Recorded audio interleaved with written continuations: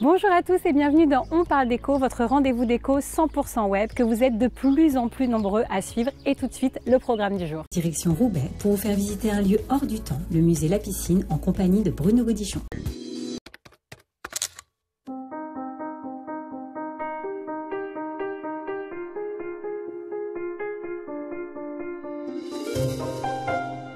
Bonjour Bruno. Bonjour. Merci beaucoup de m'accueillir ici Plaisir. à La Piscine, ce lieu culte.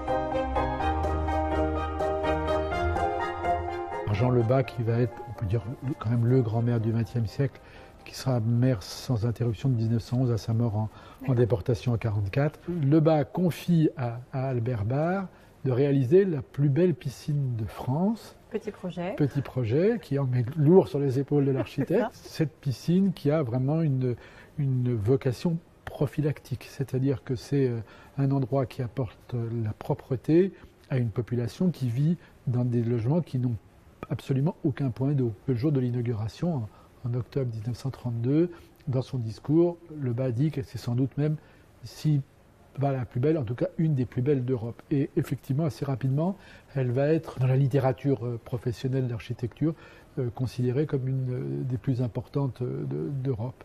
Ce qui est déjà tout à fait exceptionnel, c'est le bassin de 50 mètres, qui est très rare à l'époque. La plupart des piscines font 25 mètres. Albert Barre va multiplier dans le bâtiment les éléments symboliques que le Roubaisien ne va pas forcément percevoir de façon claire, mais qui en tout cas confèrent au lieu une magie, une théâtralité tout à fait exceptionnelle.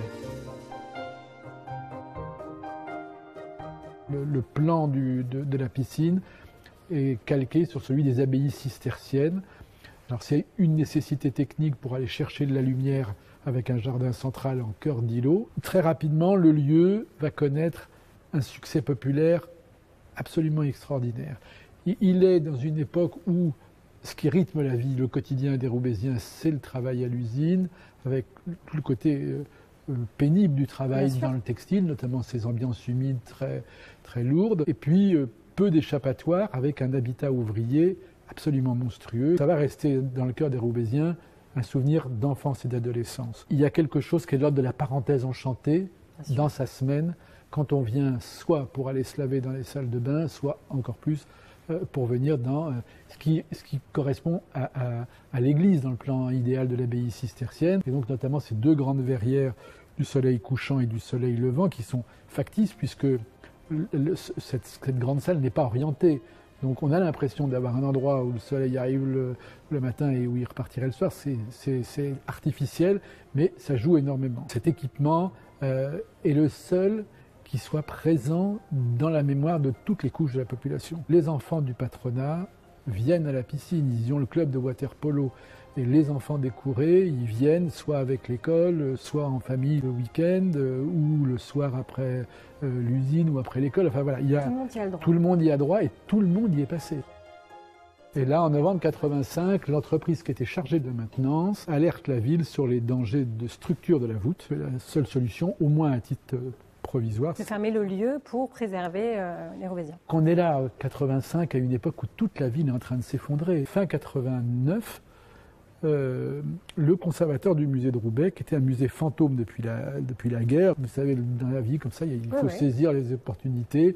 Il y avait la question du bâtiment de la piscine, il y avait la question du musée, et finalement, les deux problèmes ont fait une solution. La ville va se prononcer pour le projet au début de 1990, lancer le concours d'architectes en 1993, il va être remporté par Jean-Paul Philippon, qui avait dans ses références le musée d'Orsay, qui a pesé sans doute sur le jury. Et on a retrouvé, ce qui n'était pas si évident, cette unanimité sociale autour du lieu auquel étaient restées attachées toutes les couches de la population.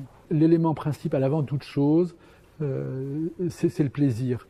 Et surtout, si vous voulez construire un public pour demain, il ne faut pas bloquer les gens en leur laissant pour l'éternité le souvenir d'un pinceau avec un vieux conservateur qui leur débite l'histoire du musée. Le principe du travail avec les jeunes publics ici, c'est de placer l'enfant comme acteur dans sa découverte du musée. Que maintenant, on a 6 ateliers de pratique artistique, ce qui, je crois, est un cas assez unique dans les musées français. Vous mélangez aussi les arts appliqués. On a plusieurs étages, toutes les œuvres sont ouvertes les unes sur les autres. Cette idée de faire dialoguer le textile, la céramique, la peinture, la sculpture, la gravure, y compris le spectacle vivant, les défilés de mode, etc., c'est un élément fondateur du musée. C'est vraiment un élément programmatique.